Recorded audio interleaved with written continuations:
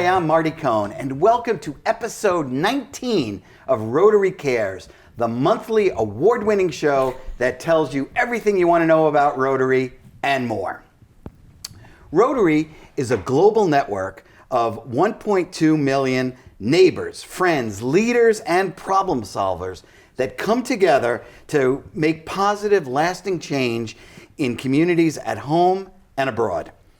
Established over 110 years ago, Rotary now has over 35,000 clubs worldwide. Rotary's motto is service above self, and we adhere to a four-way test, an ethical guide that Rotarians use in their personal and professional lives. The test has been translated into over 100 languages. Of the things we think, say, or do, is it the truth? Is it fair to all concerned? Will it build goodwill and better friendships? Will it be beneficial to all concerned? In Brattleboro, there are two Rotary clubs. The Brattleboro Rotary Club that meets every Thursday for lunch at the American Legion, and Brattleboro Sunrise Rotary Club that meets every Wednesday for breakfast, also at the American Legion. Today, we will be discussing passing the gavel, a time when a club president steps down. Our guests are Brattleboro Rotary Club past presidents Mara Willams and Brattleboro Sunrise Club past president Sandy Shriver. Welcome, Mara. Thank you for having me. Well, thanks for coming on the show. So just so we put things in a context here, how long have you been involved with Rotary? 29 years. 29 years. At Brattleboro Rotary. Brattleboro Rotary, right. You started when you were a teenager. Yes, at my father's club. Okay. And why did you join? Because I come from a Rotary family. It's a tradition. Oh, really? It's a tradition. Yep. That's pretty cool. So you remember your dad going to Rotary clubs? And He became a Rotarian on Cape Cod when they founded a club the same year I was about to graduate from high school. Uh-huh. And I remember he came and he said, "But you might not be so happy, Mara, it's an all-men's club." Right. And I burst into tears and he said, "Well, honey, maybe we can get the world to move on." I said, "It's not that, Daddy, I'll never be an ambassadorial scholar now." And he said, "What's that?" And I said, "The single best scholarship in the world is given by Rotary." Wow. So I knew them long before my father became a Rotarian, and I've been devoted to the cause since then. So that's fantastic. So you were club president from 93 to 94. And you were the first female club president in Brattleboro. Absolutely. Thinking back, what goals did you set for yourself as you became president? Well, I had an odd experience because I was fast-tracked right from the beginning when they found out that my father was a charter member. Mm-hmm. And within 2 years, I was secretary of the club. I was scheduled to be president-elect and then president. And in April, the person who was president-elect, for business reasons, couldn't take it on. So at the April board meeting, I was told I was going to be president July 1, and that my president-elect training was happening that weekend, and here's your hotel room, here's your this, here's your the other thing. And I was still secretary of the club. I didn't have any time to think about what it meant to be president at that point. But in our board, we had a series of presidents, and we had some long-term initiatives we wanted, so we all discussed. The club had gone from when I joined in 1990, 82 members, to 103 by the time I was president. Wow. And it was too big. Right. It was too big.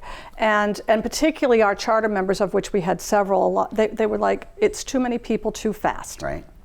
So with the two presidents who preceded me and the man who was supposed to precede me, I was supposed to be the third year of an expansion project. And we also had our first international project happening that I was supposed to be, so I did the Carl Miller Discovery Grant as the secretary, so that project could launch in El Salvador. And I wasn't supposed to be the president for those two launches. I was supposed to be batting cleanup, and I ended up being the person who initiated them all. Wow. And so it wasn't so much my agenda as a club agenda, which I was very happy about. What I was proud of is that I took a real leadership position in those, and they were accomplished, and they were accomplished beautifully. And I think part of that's just my management skill. The other part of it was, I'm the oldest of 7 children and I'm the girl. Right. And they all started calling me Mother Mara as their first lady president because I was just like, gentlemen, seriously? This is how we do it. And Great. they were like, sure, Mommy, anything you say. So I actually accomplished quite a lot. That's great. So thinking back though, again, here you were the first female president. What are some memories from that first year? Like some fun things that happened or? Well, I did get thrown in Lake Spofford on the last day. That's on the last day. Okay, and that was kind of interesting because it was a rainstorm, and later somebody in the clubhouse was leaning against a socket. He was electrocuted. Oh my goodness! And ended up in the hospital. He was fine. Okay. But it's raucous changeover dinner. So the end of the year ended up being as sort of odd as the whole beginning of the year was. Largely 2 past presidents carried the board on the ball, on expanding into the Morning Sunrise Club. I didn't have very much to do with that at all. Right. It was the leadership stake I took in the El Salvador project. Not only had I done the original grant funding, but 2 wonderful Rotarians, Chris Brown and Bob DeMoro, came to me and they said, the whole club isn't really sure about this initiative. And although we've got a grant, all of these Rotarians who are going are doing so out of their own pocket, and the rest of us don't have a financial stake. So Mara, we're going to pledge this, but we need you to raise the money from the club so that everybody going gets a $500 stipend, so it's not all out of their hide. Sure. And so these 2 wonderful Rotarians made me really realize what leadership was. Right. And I did it. And it was successful, and the project grew into Pure Water for the World, which is an international project. So I'm very pleased with that. So, and it's a great project. So thinking back, so I'm doing the math really fast here. So that was 25 years ago. Mm-hmm. Have you remained active in the club? I remained active, very active in the club and in district service up until the time that I got married. And I was leaving the museum, I was going to Europe. Jim Oakes came and proposed to me while I was away. And his work largely took him to New York, and I was opening a freelance business. So I resigned because, well, first of all, I didn't know I was coming back to town, I was leaving town. Right. Phil Steckler was president, and when I came back, they made me an honorary member. Okay. And I was a proud honorary member. Sure. And would come to the club whenever I was in town. And then I lost Jim 10 years later, and Liz asked me to come back. I said, just give me another year to get my bearings. Right. So I came back as an active member, but I was so senior at that point, I was senior active. So I don't have quite the requirements of meetings. I don't have the requirements. You miss Right. 4 meetings, you're out, because Right. I'm senior exempt. Right. However, I did go rotate back on the board for a year just to stabilize things Sure. as newer members were coming in, and some older members, and our senior most members were retiring Sure. to nursing homes and other things. Right. And so I rejoined the board only for a year, but I've maintained a chairmanship with Pure Water for the World. Right. Right up until I'm back again. I took a leave of absence when Right. Mommy was sick, and I just agreed to take over the 4-way test committee for Carla today. Okay. So well, I'm taking that test over because the highest ethical standards and ethics. I was raised in a Catholic family, and I went to a Jesuit college, and it's imperative that we as people actually understand what our moral center is, and there are some incredible examples of that in our community, and they need to be celebrated. So just so for everyone to know, in terms of Pure Water for the World and what you've done there is we, as a club, bring our bottles and cans to the Redemption Center down right behind the Sennell building, Right. Across from the Porch 2 Right. restaurant. And if you bring them in there, and they do this for quite a number of charities, but our logo is up on their banner, Right. and you say, this is for the Rotary Club. And then once a quarter I go down and I collect the money, and it's usually somewhere between $300 and $500 worth of cans a year. Right now, Betsy Gentili holds the record. She bought $53 worth of cans right before Christmas a year ago. Right. Right. And it's a really simple, cleans the waste stream, it cleans up your garage. Right. And the money goes to Pure Water for the World. And it's a simple way for us to raise an extra $500 a year. Fantastic. And by the way, you don't have to be a Rotarian. No. Anyone who brings it, say, Rotary Club, boom, and it's helping Pure Water. In terms of the four-way test, that's where we take nominations and recognize a business that adheres to that four-way test that I mentioned. Yes. So in the 29 years that you've been a member of Rotary, 25 years since you've been president, what changes have you seen? You've probably seen a lot. What's one that comes to mind, aside from more women being... In leadership? What changes do I see in Rotary? I see changes in our club because demographics change. Our club still remains one of the funniest clubs I've attended. And my father, who went to Rotaries all over the world, my mother was a district governor.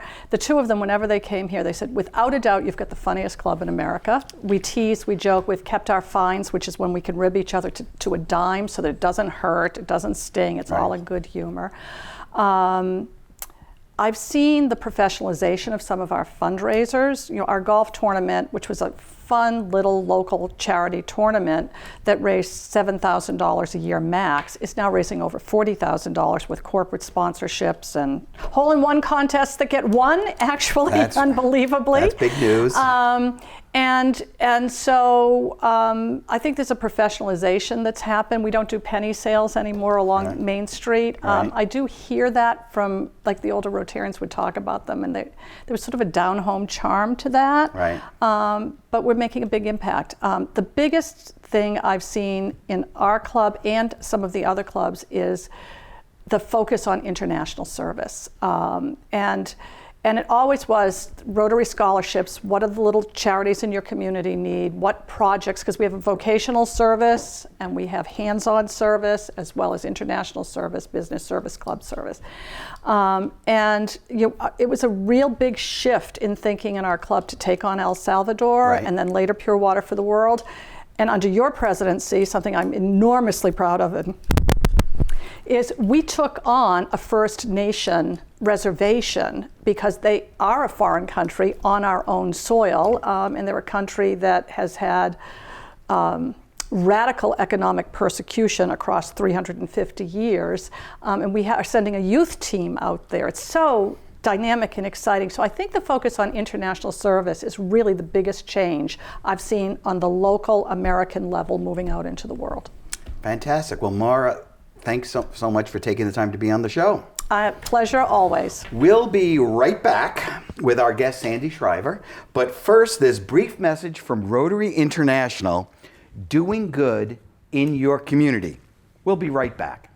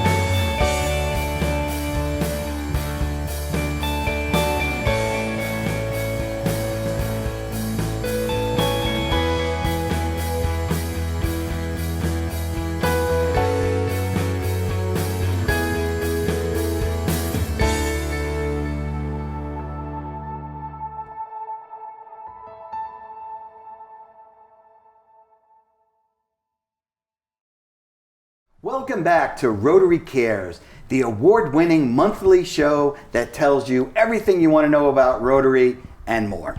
Our guest is Sandy Shriver, past president of the Brattleboro Sunrise Rotary Club. Welcome, Sandy. It's good to be here. All right, so we just heard from Mara, and first question I want to ask you is, how long have you been involved with Rotary? So I've been in the Sunrise Rotary Club for 22 years, give or take. Wow. And I was not one of the founding members, but I was part of the group that came in right after we were formed. Wow, that's fantastic. Now, 22 years ago, why did you join? So I, at that point, was a new associate in town working for Potter Stewart. John Penfield, who ran Brattleboro Tire, came into our office one day and said, "Potter, make your new associate come to breakfast with me." Wow. So John brought me to breakfast. I loved it, and I've been a happy Rotarian ever since. That's fantastic. Now, you were club president in 2012 to 2013. My year as well. So we were shared that. Do you remember what goals did you set for yourself as president?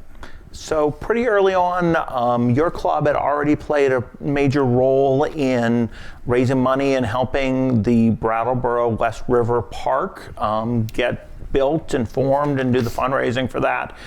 Pretty early on, I decided that was going to be one of my goals. I wanted to raise some money to help make that park happen. Mm-hmm. It's a great spot in town, and it's been a wonderful place for kids to play, and I wanted to raise some money and make a contribution for that. Okay, that was great. Yeah, it's a wonderful thing, and every time I drive by, it's wonderful to see what it became, and the fact that it's being used by the community. It was really good. So, thinking back, is there a particular memory from your year that comes to mind? Yeah. So, in order to raise money for that project, we decided we wanted to run a table tennis tournament. Table tennis? Ping pong. Ping pong. Table tennis tournament. Okay, right. So we got some sponsors, we did some advertising, we raised some money, we went around town, we collected 8 different table tennis tables, and we set them up in the high school gym. We ran a tournament with 69 players and had fun and raised money for the park. Wow, that's really cool. I actually have a memory of that myself. Yeah. So it's been now 2013. So it's been 6 years since you were president. Have you remained? How have you remained active? I know you're active. How have you remained active in Sunrise? So I've stayed a member. One project that we had started towards the end of my time was we run a trivia night on Monday nights. We partner up with a local charity every month, and we raise money for them. Mm-hmm. The woman who brought that idea to our board was Linda Tarunsky, and then Linda got a job in New Orleans, right, and moved immediately. So as the president moving out, I took the reins and organized that and have run it for 49 Monday nights. Wow. And we've raised over $10,000 for various charities around the community and had fun doing it. Wow. And where do you get the questions for that trivia contest? So we're piggybacking off of a club in Florida, of a Rotary club in Florida, right, and there's circles in life. John Penfield's former wife, Sherry Penfield, is a member of that club. Wow. In Florida. She introduced us to a guy down there who has founded this sort of trivia night down there. It's now being done by us in Vermont, a club in Cincinnati, his club in Florida. So it's a sort of a new idea for raising money. It's fantastic, and it really shows you how Rotary works in terms of the network. Right. So thinking back also in the 6 years since you've been president, or even in the 22 years, what changes have you seen in Rotary? So as Mara said, the demographics has changed. Our club has always been slightly younger than the noontime club, but we've got in the last 5 years this whole new generation of 30 and 40-year-olds who wow, are committed to their community, mm-hmm, sort of middle level in their businesses, lots of energy, and has made it fun. And as they've moved into leadership, it's been great to see. Our club has always been pretty high percentage of women. Now we're coming close to 40 to 50% wow, female, uh-huh, and that's also been a change and an improvement.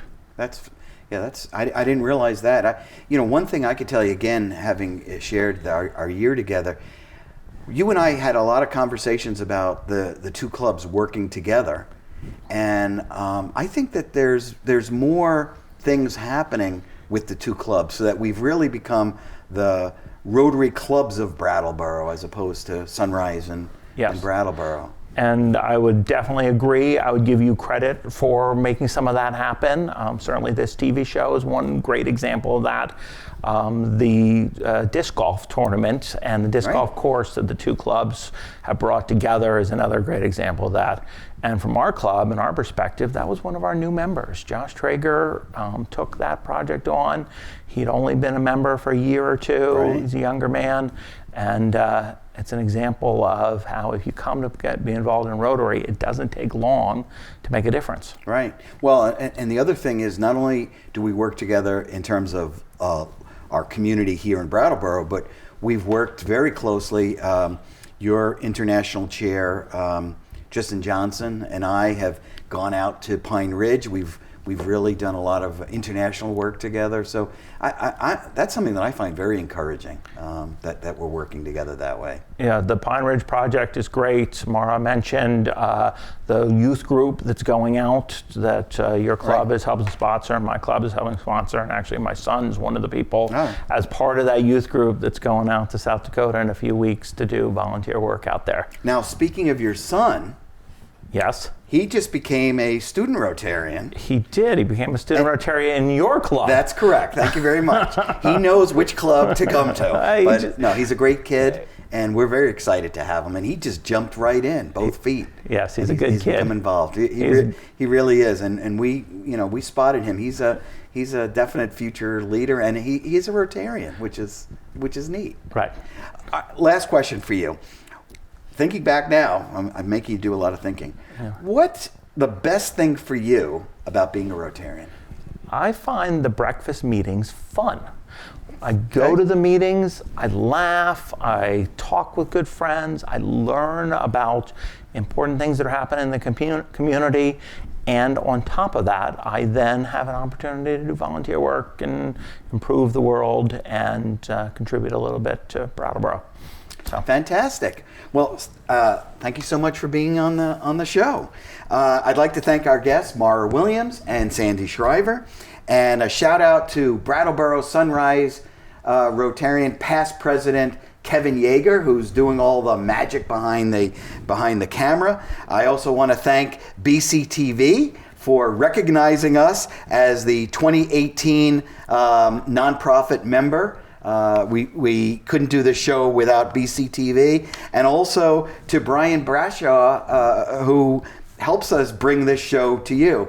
If you have any questions, concerns, or ideas for future topics, you can send them to info@BrattleboroRotaryClub.org, info@BrattleboroRotaryClub.org. I'm Marty Cohn. Thanks for watching.